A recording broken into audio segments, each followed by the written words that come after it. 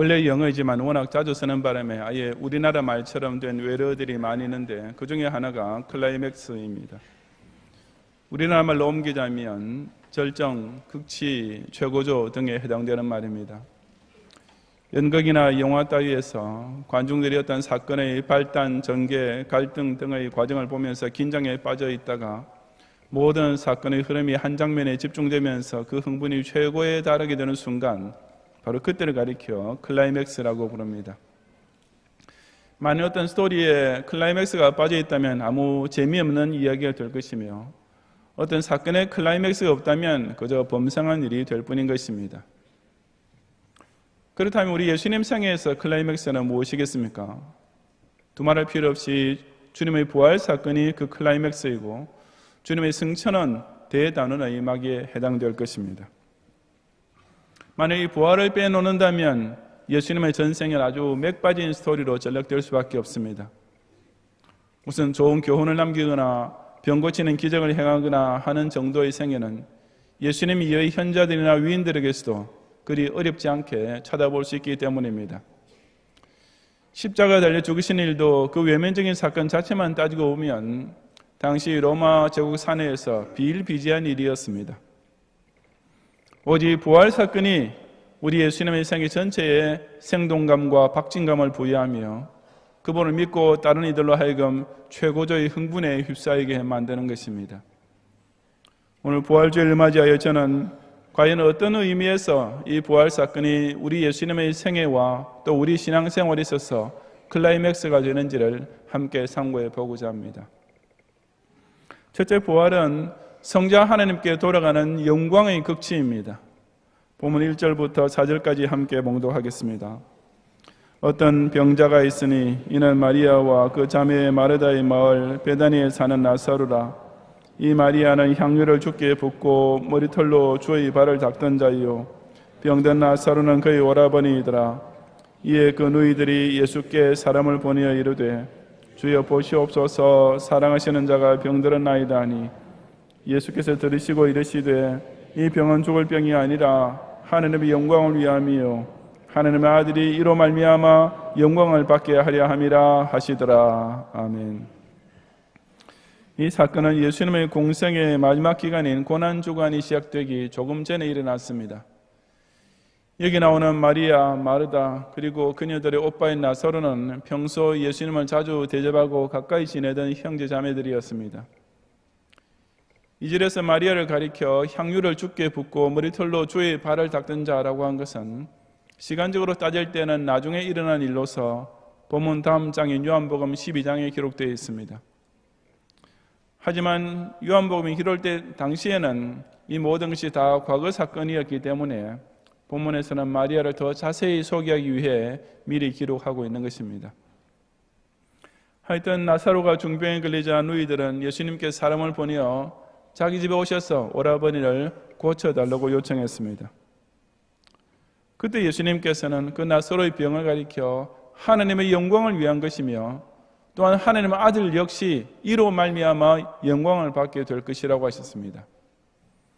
그래서 6절에 나오는 대로 예수님께서 그 계시던 곳에 이틀을 더 유하심으로써 일부러 지체하시고 그 결과 나사로가 죽은 후에 거기에 도착하시게 될 것과 그 죽은 나사로를 다시 살리심으로써 일어나게 될 결과를 두고 하신 말씀이었습니다. 나사로가 죽을 병에 걸렸다는 소식 자체는 분명히 나쁜 일인데도 예수님께서는 오히려 무슨 적시의 기회가 왔다는 식으로 말씀하고 계셨습니다.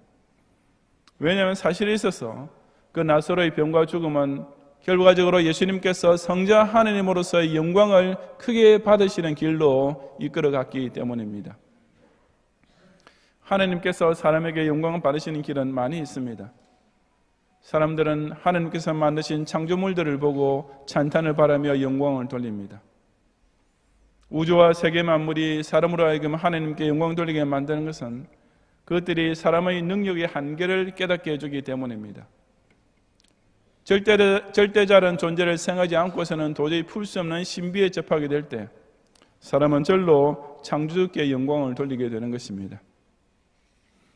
하지만 죽음에서의 부활은 하나님께 그보다 더 큰 영광이 돌아가게 만듭니다. 죽음이란 사람에게 있어서 속수무책의 세력인 동시에 모든 사람이 너나 할 것이 가장 두려워하는 대상입니다. 그러니 그런 죽음은 오히려 하나님께서 영광을 받으시기에는 최상의 기회가 됩니다. 그런 죽음을 이기시고 부활의 능력을 발휘해 주심으로써 정말 하나님다우신 하나님으로 위대하고 전능하신 생명주로서 우리 앞에 실로 영광스럽게 나타나실 수 있기 때문입니다. 만약 하나님께 부활의 능력이 없다고 한다면 그런 하나님을 사람이 과연 얼마나 높이 받들 수 있겠습니까? 자연계시의 신비감만 가지고 하나님을 받들어 모시는 것은 한계가 있습니다. 자연과학이 더 발달하고 우주의 신비가 조금씩 벗겨지며 기기와 기술이 시공세계를 조금씩 더 점령해 갈수록 사람은 창조주에 대한 경외심을 점점 더 잃어버리게 될 것입니다. 하지만 죽은 자의 부활은 그렇지 않습니다. 죽음이란 인간에게 있어서 결코 극복할 수 없는 치명적인 약점이며 부활이란 인간이 아무리 진보한다 해도 결코 정복할 수 없는 영원한 불가능의 세계입니다. 바로 그런 까닭에 하나님께서는 그 부활의 능력을 예수 그리스도를 통해 우리에게 보여주심으로써 당신께 합당한 최고의 영광이 돌려지게 하신 것입니다. 예수님의 부활을 통하여 이처럼 하나님의 절대 주권자 되심을 찬양하고 그 성부께서 세상에 보내신 성자 하나님께 지극한 영광을 돌리는 성도들이 되시기를 바랍니다. 둘째로 부활은 예수님에 대한 신앙 고백에 있어서도 최고 정점입니다. 21절부터 27절까지 함께 봉독하겠습니다. 마르다가 예수께 여짜오되 주께서 여기 계셨더라면 내 오라비가 죽지 아니하였겠나이다. 그러나 나는 이제라도 주께서 무엇이든지 하나님께 구하시는 것을 하나님이 주실 줄을 아나이다. 예수께서 이르시되 내 오라비가 다시 살아나리라.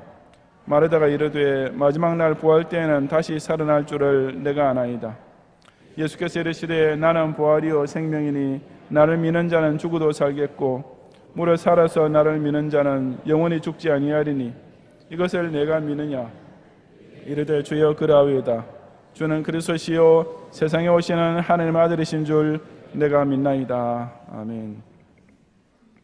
예수님께서 베다니에 도착하셨을 때 나사로는 이미 죽은 지 며칠이 지났습니다. 예수님을 맞이하게 된 마르다의 첫 마디는 그래서 왜 이렇게 늦게 오셨습니까? 좀 더 일찍 오셨더라면 제 오빠를 살려주실 수 있으셨을 텐데요 라는 단식이었습니다. 하지만 그녀는 그런 와중에도 그러나 나는 이제라도 주님께서 원하시는 것은 성부 하나님을 통해 무엇이든지 다 이루실 수 있는 것을 믿습니다 라고 했습니다. 지금 그녀가 예수님께 무엇을 해주기를 바라고 있는지는 알 수 없지만 적어도 이 말은 평소 마르다가 예수님에 대해 지니고 있던 신앙을 반영해 줍니다. 이어지는 말씀을 통해 예수님께서는 바로 그녀의 믿음을 최고의 단계까지 올라가도록 이끌어주고 계십니다. 예수님께서 내 오라비가 다시 살아나리라고 마르다에게 말씀하시자 그녀는 마지막 날 부활 때에는 다시 살아날 줄을 내가 아나이다 라고 대답했습니다.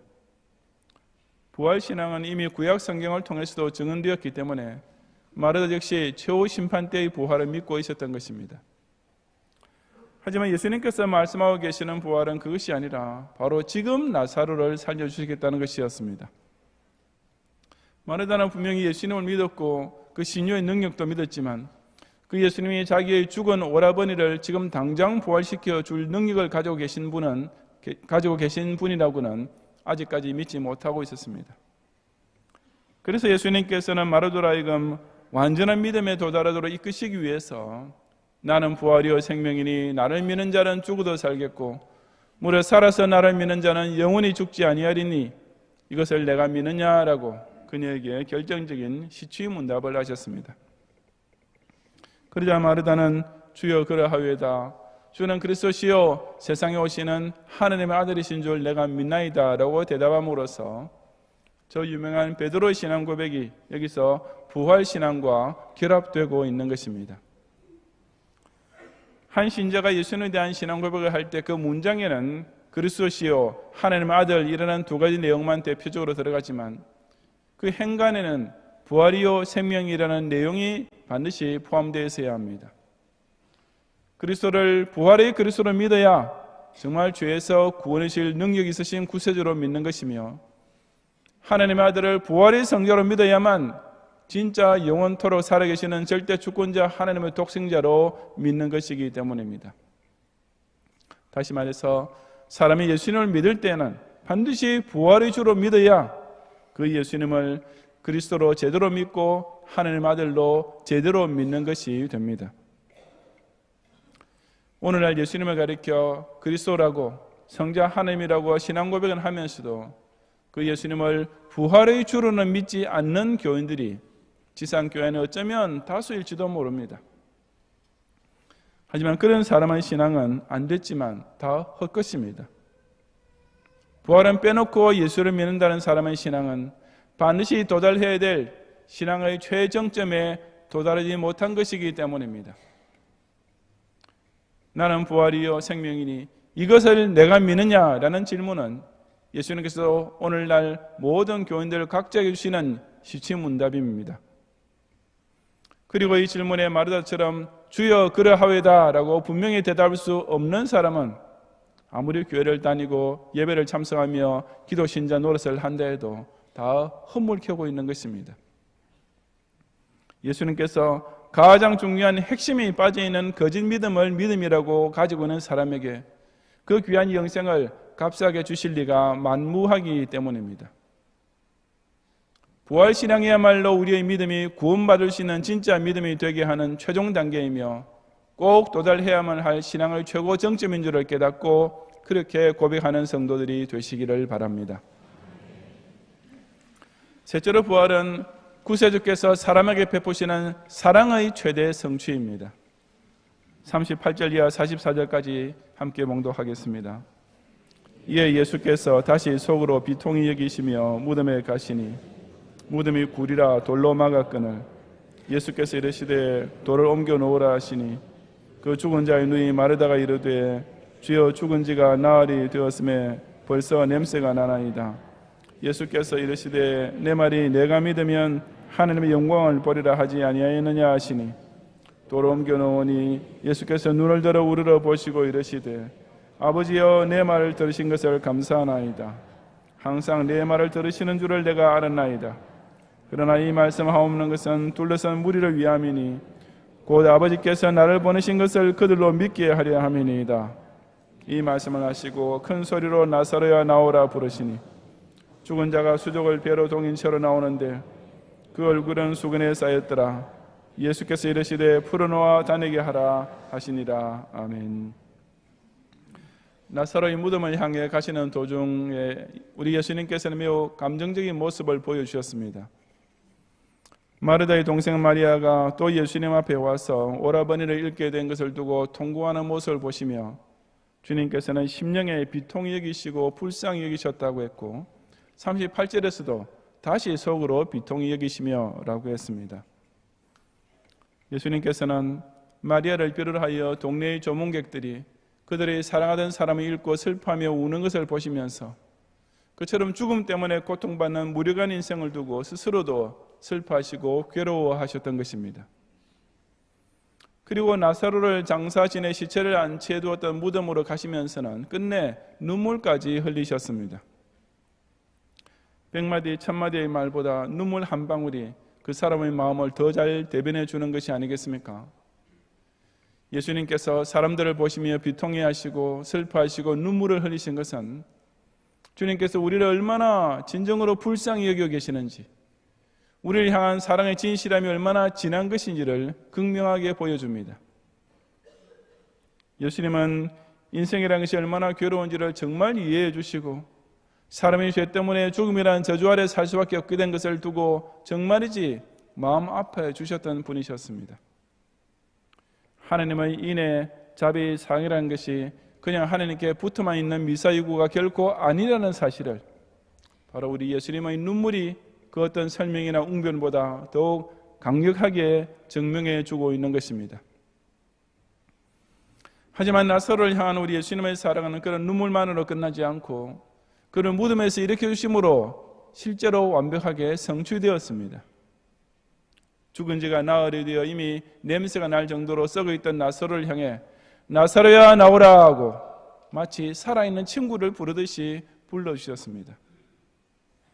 예수님께서는 죽은 나사로를 살리시는데도 무슨 안순이 무엇이니 할 것 없이 그냥 나사로 이름을 부르시는 것만으로 충분했습니다.